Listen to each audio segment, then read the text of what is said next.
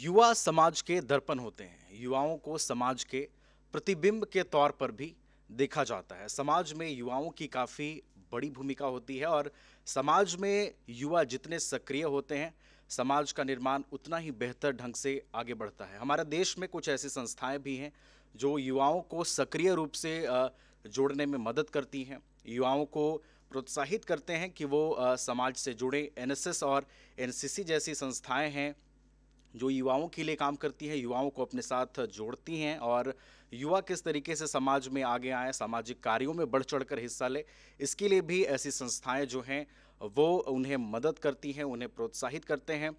नमस्कार, जोहार। दूरदर्शन के इस कार्यक्रम में हम इसी पर चर्चा करेंगे और हमारा आज का विषय है समाज में युवाओं की सक्रियता। समाज में युवा कितने सक्रिय हैं, इसको हम समझेंगे और इसको समझने के लिए हमने दो युवा मेहमानों को आमंत्रित किया है। हमारी पहली मेहमान है आयशा फातिमा, जो खूंटी से हैं और एनएसएस से जुड़ी हुई हैं। एनएसएस से जुड़कर इन्होंने एक समय भी बिताया है और कई गतिविधियों में भी इन्होंने पार्टिसिपेट किया है।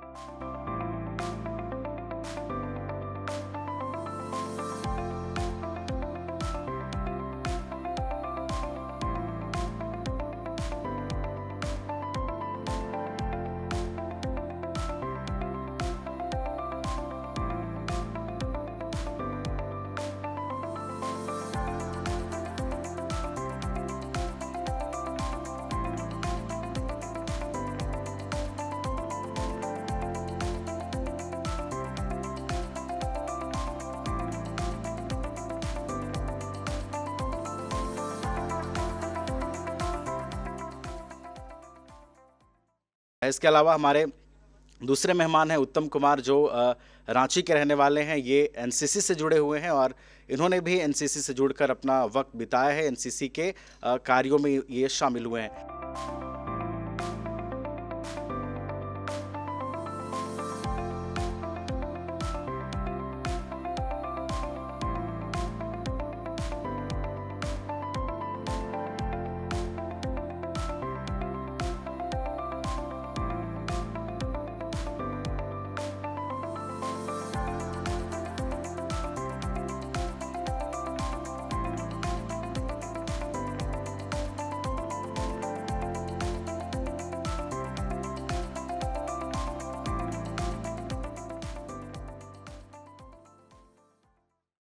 हमारा पहला सवाल आयशा आपसे होगा। देखिए, एनएसएस संस्था जो है किस तरीके से युवाओं को जोड़ती है, क्या उद्देश्य लेकर चलती है? नमस्कारम। सबसे पहले आपका बहुत बहुत धन्यवाद, मुझे इस युवा दर्शन के कार्यक्रम में बोलने का मौका प्रदान किया। एनएसएस राष्ट्रीय सेवा योजना, नेशनल सर्विस स्कीम, ये योजना सेंट्रली सेक्टर स्कीम है जो कि गांधी जी के 100 साल सेंचुरी होने पे इसको लॉन्च किया गया था 24 सितंबर 1969 को। और इसका एक ही लक्ष्य है, नॉट मी बट यू। ये एक ऐसी स्कीम है जो कि ministry of youth affairs sports के अंदर आती है और ये ध्यान में लेके चलती है कि सोशल वेलफेयर कैसे हो। ये युवाओं में एक इंडिविजुअली उनकी पर्सनालिटी को बूस्ट करती है और कैसे समाज में किस तरीके से परेशानी आती है, कैसी स्थिति होती है लोगों की, उसको ये युवाओं को उसके प्रति जागरूकता दिलाती है।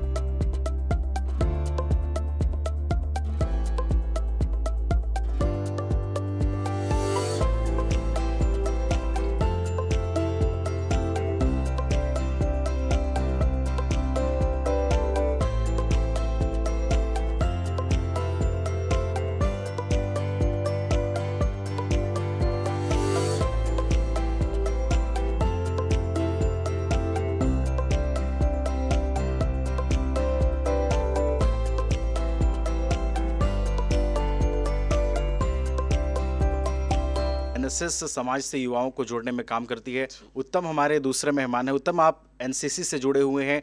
ये संस्था क्या उद्देश्य लेकर चलती है और युवाओं को किस तरीके से तैयार करती है सामाजिक कार्यों में भाग लेने के लिए? इसका मुख्य उद्देश्य यह है कि हमारे समाज में जितने भी युवाओं हैं उन लोगों के बीच में कैसे एक यूनिटी को लाया जाए, साथ ही साथ एक डिसिप्लिन मेंटेन किया जाए, क्योंकि हर एक यूथ के अंदर एक सही डिसिप्लिन होना बहुत ज़रूरी है, क्योंकि उसके बिना हम किसी भी लक्ष्य की तरफ आसानी से नहीं बढ़ सकते हैं।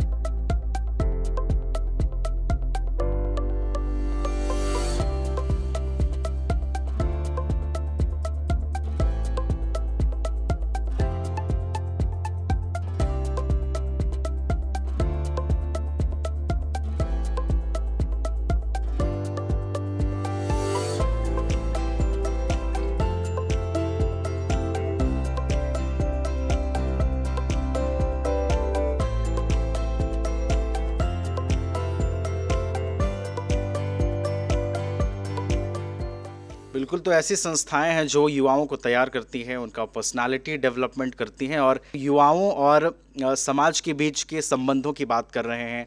समाज में युवा कितने सक्रिय हैं इसकी बात कर रहे हैं। और आज के अगर दौर को देखें तो ऐसा सबसे पहले हमें ये समझना होगा कि युवा आज के दौर में हमारे समाज में कितने सक्रिय हैं, उनका सक्रिय होना कितना ज़रूरी आप समझती हैं? युवा को समाज से जोड़ना, सामुदायिक सेवा में लगाना, क्योंकि अगर हम बात करें हमारा भारत का भविष्य जो है वो युवा पे ही टिका हुआ है, क्योंकि ये डायरेक्टली प्रोपोर्शनल है। अगर कंट्री की डेवलपमेंट होगी तो बस युवा के ही कारण होगी। अगर बात की जाए तो अभी हमारा गोल्डन पीरियड चल रहा है। अगर नीति आयोग की रिपोर्ट को देखें जून 2024 की, तो लगभग 66.89% पॉपुलेशन हमारे इंडिया में युवा के ही है। और अगर बेस्ट एग्जांपल उदाहरण दूं मैं तो चाइना 1980 से लेके 2000 तक उन 20 सालों में लगभग हम ये देखते हैं कि विश्व में सबसे ज़्यादा युवाओं की संख्या चाइना में थी, जो कि आज अमेरिका को भी टक्कर दे रही है। अगर उनकी जीडीपी हम देखें तो वो काफ़ी ज़्यादा इंक्रीज़ हुई है। तो अभी जो हमारे भारत में ये गोल्डन पीरियड चल रही है तो ये युवाओं के ही कारण है। युवाओं की जनसंख्या बढ़ रही है, इसलिए तो हमें सरकार को ये होना चाहिए कि हमें ऐसी अपॉर्चुनिटीज़ प्रोवाइड कराए, ऐसी फाइनेंशियली प्रदान करें हमें हेल्प, कि हमें आगे बढ़ने का मौका मिले। और जी हाँ, बिल्कुल हमारे प्रधानमंत्री जी ने भी इसे लक्ष्य प्रदान किया है, विकसित भारत 2047 तक। तो मुझे लगता है कि युवाओं को कई हद तक सामुदायिक सेवा से जुड़ना चाहिए और इसी तरह से हमारे जो भारत है वो विकसित भारत का लक्ष्य प्राप्त हो पाएगा। आप सामाजिक रूप से युवाओं की भूमिका को किस तरीके से देखते हैं? आज के जो युवा हैं, क्या वो जो समाज में उनकी भूमिका होनी चाहिए, क्या वो उस भूमिका के साथ न्याय कर रहे हैं? जी बिल्कुल, मैं जिस जगह से आता हूँ, मैं वहाँ पे ये देखता हूँ कि वहाँ के जो विद्यार्थी है या फिर वहाँ के जो युवा हैं, वे जो है सामुदायिक सेवा में बढ़ चढ़कर हिस्सा लेते हैं। साथ ही साथ वे अपने साथ अपने सहपाठियों को भी प्रेरित करते हैं, क्योंकि किसी भी समाज का अगर निर्माण हमें करना है तो सबसे पहले हमें उन युवाओं को एक सही दिशा देना होगा, तभी भविष्य में जाके किसी भी देश का एक सही दशा होगा। और जैसे कि हमारे प्रधानमंत्री जी द्वारा जो दिया गया है उद्देश्य विकसित भारत का, और जैसे कि ये समय जो है ये एक अमृत काल का समय है, और इस समय में जो है युवाओं का सबसे महत्वपूर्ण रोल है, क्योंकि अभी हम उन्हें जिस तरीके से गाइड करेंगे, मोटिवेट करेंगे और उन्हें सामुदायिक सेवा के प्रति उन्हें जोड़ेंगे, तो फिर उन्हें एक बूस्ट मिलेगा कि हम अपने लक्ष्य जो कि विकसित भारत का है उसके तरफ हम आगे बढ़ेंगे। विकसित भारत का लक्ष्य सुनिश्चित है, आत्मनिर्भर भारत की सफलता सुनिश्चित है। साथियों, समय हर देश के युवा को अपने देश का भाग्य बदलने का मौका देता है। एक ऐसा कालखंड जब देश के युवा अपने साहस से, अपने सामर्थ्य से देश का कायाकल्प कर सकते हैं। देश ने आजादी की लड़ाई के समय देखा है, भारत के युवाओं ने तब विदेशी सत्ता का घमंड तोड़ दिया था। जो लक्ष्य तब के युवाओं ने तय किया, वो उसे प्राप्त करके ही रहे। अब आज के युवाओं के सामने भी विकसित भारत का लक्ष्य है। इस दशक में हमें अगले 25 वर्षों के तेज विकास की नींव रखनी है। इसलिए भारत के युवाओं को ज्यादा से ज्यादा इस समय का लाभ उठाना है। हर सेक्टर में खुद भी आगे बढ़ना है, देश को भी आगे बढ़ाना है। विकसित भारत की हम बात कर रहे हैं, जिसमें युवाओं की भूमिका भी काफ़ी ज़रूरी है आयशा। और जैसा कि आपने बताया कि नीति आयोग की जो रिपोर्ट है उसका भी आपने जिक्र किया कि युवाओं के लिए कितना वो चीज़ें ज़रूरी हैं और किस तरीके से युवा उसमें पार्टिसिपेट करके आगे बढ़ सकते हैं। देखिए, आप एनएसएस से जुड़ी हुई हैं, आपने कई वर्षों तक काम भी किया है एनएसएस के अंदर। आयशा, में ये बताइए कि ऐसी जो संस्थाएं हैं किस तरीके का मोटो लेके चलती हैं, और कुछ प्रमुख पॉइंट्स में अगर हम देखें तो ऐसी संस्थाएं किस तरीके से बेनिफिशियल हैं यूथ्स के लिए, युवाओं के लिए? जी बिल्कुल, मैं लास्ट 2 इयर्स से एनएसएस से जुड़ी हुई थी और जुड़ी हूँ भी। और एनएसएस नेशनल सर्विस स्कीम, ये संस्था ऐसी संस्था है जो हमारे पर्सनालिटी डेवलपमेंट के साथ साथ, सेल्फ डेवलपमेंट के साथ साथ हमारे सोसाइटी में, हमारे इन्वायरमेंट में किस तरह से स्थिति है लोगों की, कैसी परेशानी है, क्या चल रहा है, इससे अवगत कराती है। जी बिल्कुल, ये एक ऐसी संस्था है जो खुद के विकास के साथ साथ, एकेडमिक ईयर के साथ साथ आसपास में लोग कैसे हैं, उनकी जीवन शैली कैसी है, उनके रहने सहने का तरीका कैसा है, बात करने का कैसा तरीका है, उसके बारे में हमें बताती है। क्योंकि हम इससे जुड़ के धरातल पे काम करते हैं, गांव पे जाते हैं। और जैसा कि मैं उदाहरण दूं तो रांची यूनिवर्सिटी की जो हमारी एनएसएस की टीम है, अभी फ़िलहाल हमने 4 गाँव जो है वो गोद में लिया हुआ है, जिसमें हमारी मुस्कान क्लासेस भी चलती हैं, ईच वन टीच वन। हमारे जो वॉलंटियर्स हैं वो गरीब जो होते हैं बच्चे, उन्हें वो पढ़ाते हैं। हर संडे हमारी क्लासेस चलती हैं। और दूसरा उदाहरण दो तो अभी जो इलेक्शंस हुए थे झारखंड में, लोकसभा और विधानसभा की, तो हमारे एनएसएस वॉलंटियर ने वहाँ बूथ तक लोगों को पहुँचाए और उन्हें दिखाया कि किस तरीके से हमारा इलेक्शंस चलता है। यानी कि जिन भी क्षेत्रों में ज़रूरत पड़ती है, एनएसएस जैसी संस्था युवाओं को प्रोत्साहित करती है उन गतिविधियों में भाग लेने के लिए, उन गतिविधियों में जाने के लिए। उत्तम, इसी पे आपसे सवाल लेंगे। देखिए, आप एनसीसी से जुड़े हुए हैं और एनसीसी जो संस्था है वो बताइए किस तरीके से काम करती है, इसके प्रमुख पॉइंट्स क्या हैं, क्या उद्देश्य लेकर ये संस्था चलती है और किस तरीके से युवाओं से काम कराए जाते हैं? जी, जैसे कि एनसीसी नेशनल कैडेट कोर, इसका मुख्य उद्देश्य होता है कि जो युवा है उनके बीच में यूनिटी लेके आया जाए।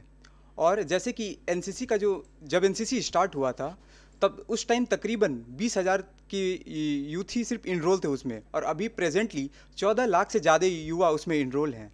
और हमारे जो एनसीसी है उसमें आए दिन हमारा कैंप होते रहता है। कैंप में जैसे कि जिस तरीके से हम कैंप में जाते हैं वहाँ हमें सामाजिक समस्याओं के बारे में अवगत कराया जाता है और हमें अपनी समस्याओं से बाहर निकलकर सामाजिक समस्याओं के बारे में बताया जाता है, जिससे कि हमें अपने समाज के प्रति जानकारी प्राप्त होती है, हमें क्या करना चाहिए आगे, उन सभी के बारे में हमें बताया जाता है। और जैसे कि एक जो कहते हैं कि एनसीसी में जो है एक मिलिट्री जो प्रोसीजर है उसके हिसाब से उसे डिज़ाइन किया गया है। तो बहुत से ऐसे युवा होते हैं जो कि सोचते हैं कि अगर हम एनसीसी में जाएंगे तो हमारा मकसद सिर्फ आर्मी, नेवी या एयरफोर्स ज्वाइन करना ही होगा, पर ये उससे काफ़ी हट के है। ये हमारी स्कूल कैरिकुलर एक्टिविटी के साथ साथ ये हमारा एक ओवरऑल डेवलपमेंट में भी मदद करता है। यानी कि आप जो मोटो लेकर चलते हैं कि हम इस संस्था के साथ जुड़ रहे हैं, उससे इतर भी बहुत सारी गतिविधियां हैं, बहुत सारी ऐसी चीज़ें हैं जो आप सीख सकते हैं, जो समझ सकते हैं, जो समाज के लिए भी ज़रूरी होता है। जी जी, जैसे कि हमें एनसीसी में सिखाया जाता है, जैसे हमें प्रशिक्षण दिया जाता है वेपन चलाने का, हमें मैप रीडिंग का, हमें ड्रिल प्रैक्टिस कराया जाता है। जैसे कि ड्रिल से हम डिसिप्लिन सीखते हैं और इन सभी को कलेक्टिवली जो है हम अपने रेगुलर जो लाइफ है उसमें हम इंक्लूड करते हैं, और जो कि हमें मदद करता है एक आगे बढ़ने में। और इसको देख के बाकी जो विद्यार्थी या फिर जो भी युवा जो भविष्य में एनसीसी में ज्वाइन करना चाहते हैं वो भी प्रेरित होते हैं। जैसे कि हम एनसीसी से हमने प्लांटेशन का भी कार्यक्रम किया हुआ है, साथ ही साथ हमने शिक्षा के प्रति अभियान में भी हम हिस्सा लिए हैं, हमने गांव में बच्चों को पढ़ाया भी है।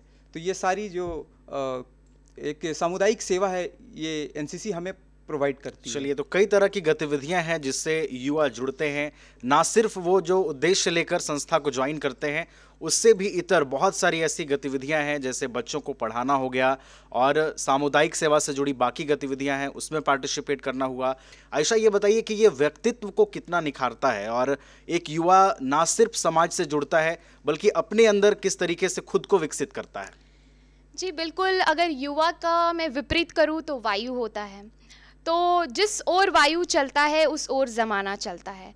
तो लोगों की काफ़ी हद तक युवाओं पर उनका जो है वो सोचते हैं कि युवा काफ़ी हद तक हमारे राष्ट्र को एक अच्छी दिशा दिखा सकते हैं। और जैसा कि स्वामी विवेकानंद जी ने कहा था कि my faith is in the younger generation, modern generation, and they will work out of whole problems like a lion. वो एक किसी भी परेशानी, किसी भी समस्या को शेरों की तरह हल कर देते हैं।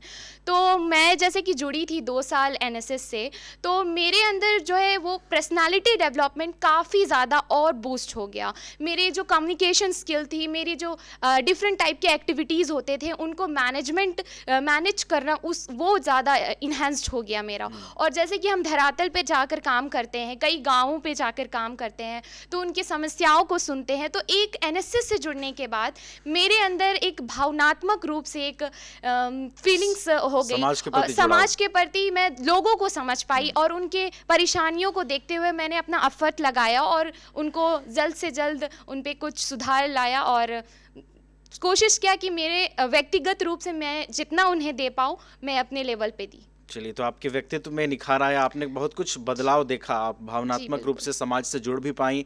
समाज में क्या क्या ज़रूरतें होती हैं, लोग क्या क्या ज़रूरतें खोजते हैं, जब लोग उनसे जुड़ते हैं तो क्या क्या उनकी ज़रूरतें होती हैं, उसको भी आपने पूरा किया है। उत्तम, आप भी देखिए एनसीसी से जुड़े हुए हैं, आप अपने अंदर क्या बदलाव, क्या विकास देख पा रहे हैं एनसीसी से जुड़ने के बाद? जी, मैं अभी खुद को प्रेजेंट में देखता हूँ और जब मैं अपने आप को 2 साल पहले देखता हूँ तो मुझ में बहुत बदलाव है। जिस तरीके से पहले मैं अपनी, जैसे वो कहते हैं ना, एक ओनियन का छिलका और अंदर जैसे परत, पहले मैं ऊपरी नज़र से हर चीज़ों को देखता था। अब मेरा जो देखने का नज़रिया है वो बहुत हद तक बदल चुका है। किसी भी चीज़ को पहले मैं सोचता समझता नहीं था, अभी जो है मैं किसी चीज़ को सोचता समझता हूँ, उसके पॉजिटिव नेगेटिव सारे डायमेंशन को समझने की कोशिश करता हूँ और ये सब मुझे एनसीसी ने प्रोवाइड किया है। साथ ही साथ जैसे कि एनसीसी में हमें टाइम मैनेजमेंट के ऊपर बहुत ज़्यादा सिखाया जाता है, क्योंकि पहले मैं क्या होता था कि मैं खुद की समस्याओं के साथ ही फंसा हुआ रहता था और साथ में ही और बाकी काम को मैं नेगलेक्ट कर दिया करता था। इसी मैंने जो फील किया है कि मैं टाइम मैनेजमेंट प्रॉपर तरीके से नहीं कर पाता था, बट एनसीसी में हमें ये सिखाया गया और मैं अभी खुद को देखता हूँ कि मैं प्रॉपर अच्छे तरीके से मैं अपने टाइम मैनेजमेंट कर पा रहा हूँ। अपने एग्ज़ाम, कॉलेजेस, साथ में अपने एक्स्ट्रा कैरिकुलर और एक सामुदायिक सेवा में भी मैं अपना योगदान दे रहा हूँ। यानी कि आप इस संस्था से जुड़कर बाकी गतिविधियां भी सही ढंग से कर पा रहे हैं। ऐसा कोई आपके ऊपर जिम्मेदारी का वो आभास नहीं है कि मैं इस संस्था से जुड़ा हुआ हूँ तो सिर्फ उसी के लिए हूँ, बाकी गतिविधियों में भी आप भाग ले रहे हैं, समय निकाल रहे हैं। आयशा, देखिए आप कई गाँवों का आपने दौरा किया है, फील्ड पे भी उतरी हैं। आयशा, ये बताइए, कुछ अपना अनुभव बताइए कि चुनौतियाँ कैसी होती है, लोग किस तरीके से रिएक्ट करते हैं जब आप ग्राउंड पे जाती हैं, ऐसे संस्थाओं के थ्रू कैंपेनिंग में जाती हैं, ट्रेनिंग में जाती हैं, कैसा अनुभव होता है, कितनी चुनौतियाँ होती हैं और डील कैसे करती हैं इन चीज़ों से? जी बिल्कुल, चुनौतियाँ तो आती ही हैं। और अगर गांव पे हम जाते हैं तो रूरल एरियाज़ में काफ़ी ज़्यादा इलिटरेसी की जो रेट है, तो हमें लोगों से पहली बात तो कम्युनिकेट करने में बहुत परेशानी हुई। उन्हें समझाने के बावजूद वो सामने में कह दे कि हाँ मैं कर लूँगा, ये देख लूँगा, ठीक है, लेकिन फिर से अगर हम उस गांव का विज़िट करें तो वही देखने को मिलता था। क्यों मिलता था ऐसा? क्योंकि वहाँ की जो इलिटरेसी रेट थी वो बहुत ज़्यादा थी। और दूसरी अगर समस्या की बात करूँ तो रोड कनेक्टिविटी, जो कि अर्बन एरिया से काफ़ी दूर, जैसे हमने जो गांव लिया है हमटा बस्ती जो है वो हमने लिया है गोद, तो वो काफ़ी दूर है। वहाँ की रोड कनेक्टिविटी, वहाँ की रोड रास्ते जो हैं वो सही नहीं है और कई बार जो हमें वेदर कंडीशंस के भी चुनौती आती थी। लेकिन और भी अगर बात करूँ समस्या की, तो अगर महिलाओं की बात करूँ तो जो मेंस्ट्रुएशन हाइजीन होता है वो मेंटेन नहीं कर पाती हैं। वो क्यों? इलिटरेसी बहुत ज़्यादा होती है, प्लस वो महिलाएं जो है अवेयर नहीं होती हैं, तो उन लेवल पे काम करना पड़ता है जाकर। और अगर बात करूँ, अगर मैंने काफ़ी सुधार देखा है तो अवेयर कराया गया है हमारे थ्रू उन लोगों को, उन महिलाओं को, हमें उन्हें जो है वो प्रोवाइड कराया गया है, पैड मुहैया कराया गया है। और शिक्षा की बात करूँ तो जो गरीब बच्चे होते हैं हम उन्हें निःशुल्क शिक्षा प्रदान किए हैं और हम उन्हें किताबें भी निःशुल्क प्रोवाइड कराते हैं। तो इन सब चीज़ों के साथ चुनौती भी आई, लेकिन हमने उनमें सुधार भी किया और प्लस उनका सॉल्यूशन भी निकाला। चलिए, तो चुनौतियां होती हैं लेकिन उन चुनौतियों से डील करना होता है। और उत्तम, आपको ये ऐसा अनुभव बताइए जब आप ग्राउंड पे गए हों, फील्ड में गए हों, ऐसे क्षेत्रों में गए हों जहां पर ऐसी चुनौती आपके सामने आई हो, जिससे आपने डील किया हो, बहुत आपको वो एक संतुष्ट आप फील हुए हैं वो करके। जी, हमें अपने संगठन द्वारा एक बार अनाथालय जाने का अवसर प्राप्त हुआ था और वो मेरा पहला एक्सपीरियंस था। मुझे अभी भी याद है कि जैसे हमने उस जगह पे हमने प्रवेश किया, हमने देखा कि छोटे छोटे वहाँ बच्चे थे जिनकी उम्र तकरीबन 8 साल, 10 साल, 11 साल रही होगी। वे हमें देखते ही बहुत ही खुश हुए और साथ में वे हमें देखते ही गले से लगा लिए, मानो ऐसा कि उन्हें उनके कोई अपना उनसे मिलने आए हो। ये देख के मैं बहुत ही भावुक हो गया और हमने तकरीबन दिन भर का समय वहाँ बिताया, जिसमें हमने बच्चों के साथ फुटबॉल खेला, क्रिकेट खेला, साथ ही साथ उनके साथ पेंटिंग वगैरह भी किया, उनके साथ खाना भी खाया। और हमने उन लोगों से बातचीत की और बात के दौरान हमने उन बच्चों से पूछा कि आप भविष्य में क्या करना चाहते हैं। तो मुझे ये सुन के बहुत आश्चर्य हुआ कि वो सारे बच्चे, कोई ऐसे बच्चे नहीं थे जिन्होंने कुछ नहीं बोला। सब ने कुछ ना कुछ बोला, जैसे कि कुछ म्यूजिशियन बनना चाहते हैं, कुछ एक्टर बनना चाहते हैं, कुछ क्रिकेटर बनना चाहते हैं। और जैसे कि अभी हमारे समाज में या फिर हमारे जो यूथ है, बहुत से ऐसे यूथ है जिनसे मैं बात करता हूँ, उनसे मैं जानने की कोशिश करता हूँ कि वो फ्यूचर में क्या करना चाहते हैं। वे उतने अवेयर नहीं होते हैं, उनके पास क्लैरिटी नहीं होता है, पर उन बच्चों के पास क्लैरिटी था। मुझे जब मैंने अपनी जीवन की तुलना उन बच्चों से की तो मुझे ये फील हुआ कि उनके पास संसाधन है, अगर हमारे से कंपेयर किया जाए तो उनके पास संसाधनों कोई वैसी संसाधन नहीं है, उसके बावजूद भी उनके पास क्लैरिटी है, थॉट ऑफ क्लैरिटी है कि उन्हें क्या भविष्य में करना है। तो यूथ के अंदर ये लेके आना बहुत ज़रूरी है कि वे क्लैरिटी होना चाहिए कि मुझे सोसाइटी के लिए कुछ करना है। तो मुझे ये फील हुआ और मैंने खुद के व्यक्तित्व में ये बदलाव देखा कि मैं अपने काम के प्रति उसके बाद से बहुत ज़्यादा डेडिकेटेड हूँ। आपके सामाजिक रूप से जुड़ने से अगर कोई युवा अपनी थॉट ऑफ क्लैरिटी को क्लियर कर रहा है तो ये बहुत अच्छी बात है। आयशा, वापस आपके पास आएंगे। देखिए, हम लोग समाज और युवा के संबंधों की बात कर रहे हैं और सामाजिक रूप से जुड़ने के लिए आयशा, ऐसे संस्थाओं से जुड़ना भी काफ़ी ज़रूरी है। जिस तरीके की आपने अनुभवों को साझा किया, ये अनुभव बताते हैं कि सामाजिक रूप से जुड़ना और उसे धरातल पर उतर करके देखना, ऐसे संस्थाएं जो हैं वो काफ़ी ज़रूरी हैं और ऐसे संस्थाएं हमें प्रोवाइड भी कराती हैं। आयशा, ये बताइए कि जब ऐसी संस्थाओं से आप जुड़ते हैं तो सबसे पहले किन स्टेजेस से गुजरना होता है? ट्रेनिंग प्रोग्राम कैसा होता है?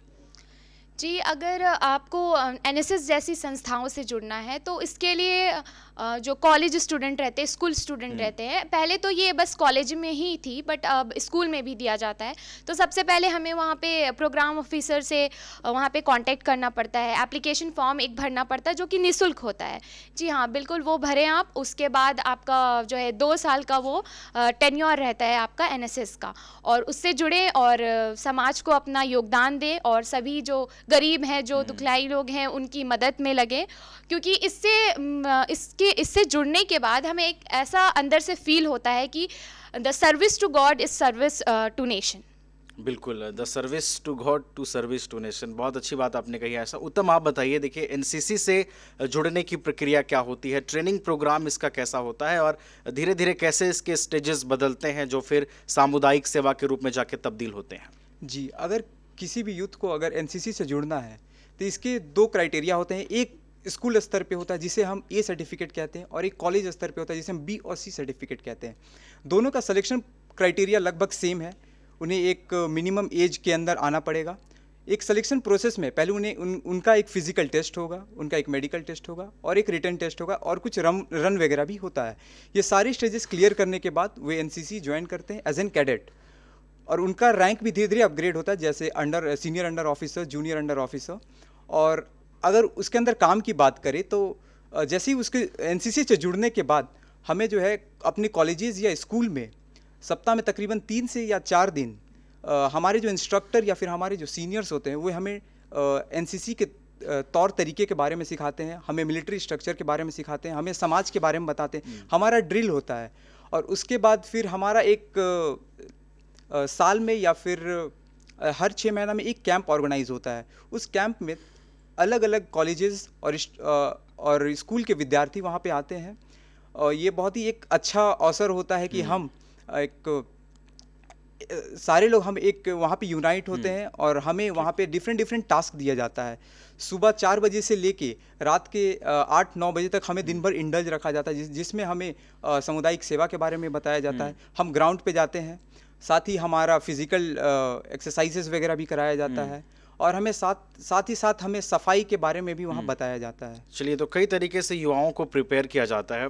आज के दौर में आपने देखा होगा ऐसा सोशल मीडिया का बहुत व्यापक प्रभाव है और सोशल मीडिया से डिस्ट्रैक्शंस भी हैं। युवा सोशल मीडिया पर ज़्यादा अपना समय भी व्यतीत करते हैं। अगर हम सामुदायिक सेवा से इसको जोड़ कर देखें आयशा, सामाजिक रूप से इसको जोड़ करके देखें तो युवा सोशल मीडिया का पॉजिटिव तरीके से उपयोग, सकारात्मक तरीके से उपयोग सामुदायिक सेवा के लिए, समाज में सक्रिय होने के लिए कैसे कर सकते हैं? जी बिल्कुल, आज के इस आधुनिक पीरियड में, आज के इस मॉडर्नाइजेशन एरा में बिल्कुल युवा जो हैं वो प्रभावित हैं सोशल मीडिया से। और अगर हम बात करें युवा से ज़्यादा जो टीनेजर्स हैं वो काफ़ी हद तक इससे जुड़े हुए हैं। तो क्योंकि वो सोशल मीडिया में ऐसी सेकंड में ही हमें इंफॉर्मेशन मिल जाती है और आजकल के जो यूथ हैं वो उनको बेस लेवल के इंफॉर्मेशन मालूम होते हैं कि सोशल मीडिया वर्क कैसे करता है। तो बेसिकली उन्हें हमें प्रेरित करना होगा कि आप ऐसे समाज से जुड़े, अपने कल्चर को जाने, अपने ट्रेडिशन को समझे, तो उनका जो है माइंड एक तरफ काम पे नहीं रहेगा कि हाँ आप सोशल मीडिया पे ऑलमोस्ट बिजी हो, आपका ध्यान उधर भी रहेगा। आप वो आधा टाइम सोसाइटी के साथ स्पेंड करेंगे, अपने कल्चर को समझेंगे और हाफ टाइम जो है वो सकारात्मक रूप से सोशल मीडिया को देंगे। और मैं समझती हूँ कि ऐसे हमें कंटेंट बनाना चाहिए। अगर युवाओं को ही सोशल मीडिया का सकारात्मक रूप से यूज़ करना है तो उन्हें ऐसा कंटेंट बनाना चाहिए कि वो इन्फ्लुएंस करे। और इस तरह से हम देखेंगे कि यूथ जो है वो खुद भी एम्प्लॉयड होते हैं। अगर कुछ ऐसे अपलोड करते हैं वीडियोस कुछ सकारात्मक रूप से तो उनका भी एम्प्लॉयमेंट होता है। तो यही होना है कि युवाओं को हमें प्रेरित करना है कि वो ज़्यादा से ज़्यादा अपना समय सोशल मीडिया में ना देकर, अगर दे भी रहे हैं तो ऐसी चीज़ों में दे कि वो सकारात्मक रूप में लाभदायक हो। चलिए, तो सोशल मीडिया का भी इस्तेमाल सकारात्मक तरीके से हो, इसके लिए वैसे कंटेंट बनाए जाएं और युवा अगर समय पर वहाँ अगर ज़्यादा समय व्यतीत कर रहे हैं तो उसे सकारात्मक तरीके से करें, आप ये कह रही हैं। तो हमने समझा कि युवा किस तरीके से समाज में अपनी भूमिका निभा सकते हैं, समाज में जुड़कर वो एक समाज निर्माण के वाहक कैसे बन सकते हैं, युवाओं के लिए समाज से जुड़ना कितना ज़रूरी है। और विकसित भारत की जो बात हो रही है, विकसित भारत का संकल्प लेकर जो लोग चल रहे हैं कि हम भारत को एक विकसित देश बनाएंगे, अग्रणी देशों की सूची में शामिल करेंगे, तो अग्रणी देशों की सूची में भारत को शामिल करने के लिए ज़रूरी है कि युवा अपनी भूमिका को समझे, युवा समाज में अपनी भूमिका को समझे और अपनी भूमिका का सही और सकारात्मक ढंग से निर्वहन करें। तो हमने इस कार्यक्रम में समझने की कोशिश की कि युवा किस तरीके से समाज से जुड़ सकते हैं, उनका समाज से जुड़ना एक समाज निर्माण के लिए कितना बेहतर सिद्ध हो सकता है और वो समाज से जुड़कर समाज के निर्माण में किस पैमाने पर अपना योगदान भी दे सकते हैं। तो हमें आशा है कि इस कार्यक्रम से आपको बहुत कुछ समझने और सीखने को मिलेगा। बहरहाल, तो बहुत बहुत धन्यवाद उत्तम आपका हमारे साथ जुड़ने के लिए। आयशा, आपका भी बहुत बहुत धन्यवाद हमारे साथ जुड़ने के लिए। तो मुझे और पूरी दूरदर्शन की टीम को दीजिए इजाज़त। जोहार, नमस्कार।